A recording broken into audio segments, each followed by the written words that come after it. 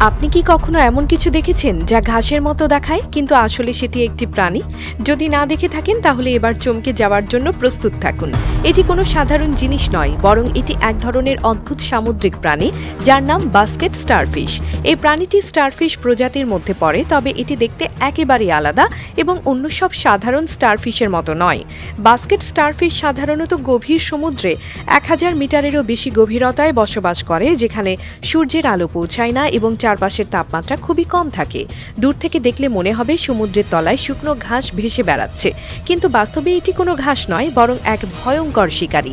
যদি কখনো সমুদ্রের গভীরে যান এবং এটিকে দেখে একগুচ্ছ সমুদ্রীয় ঘাস মনে করেন তাহলে খুব ভুল করবেন, কারণ এটি আসলে এক আশ্চর্যজনক সামুদ্রিক প্রাণী যার নাম বাস্কেট স্টারফিশ। বাস্কেট স্টারফিশ এই প্রাণীটি দেখতে সাধারণ স্টারফিশের মতো হলেও এর গঠন একেবারেই ভিন্ন। এটি 1000 মিটারেরও বেশি গভীরে থাকে, যেখানে সূর্যের আলো পৌঁছায় না, যেখানে তাপমাত্রা অত্যন্ত কম এবং পানির চাপ ভয়ঙ্করভাবে বেশি। কিন্তু এই পরিবেশেই বাস্কেট স্টারফিশ স্বাচ্ছন্দ্যে বেঁচে থাকে এবং শিকার ধরতে এক আশ্চর্য কৌশল ব্যবহার করে। এর সবচেয়ে বিস্ময়কর গুণ হলো এটি নিজের শরীর থেকে আলো উৎপন্ন করতে পারে।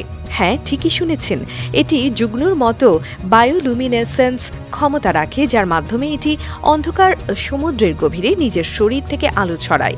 যখন এই স্টারফিশ তার শরীর থেকে নীলাভ আলো ছড়িয়ে দেয়, তখন ছোট ছোট মাছ ও সামুদ্রিক প্রাণীরা সে আলো দেখে আকৃষ্ট হয়ে কাছে চলে আসে।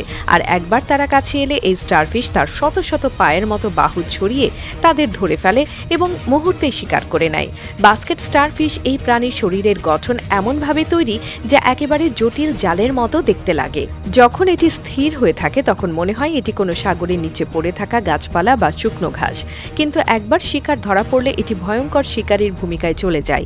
এই রহস্যময় প্রাণী সম্পর্কে বিজ্ঞানীরা আজও গবেষণা চালিয়ে যাচ্ছেন, কারণ এটি গভীর সমুদ্রের অন্যতম অজানা এবং রহস্যময় শিকারী হিসেবে পরিচিত।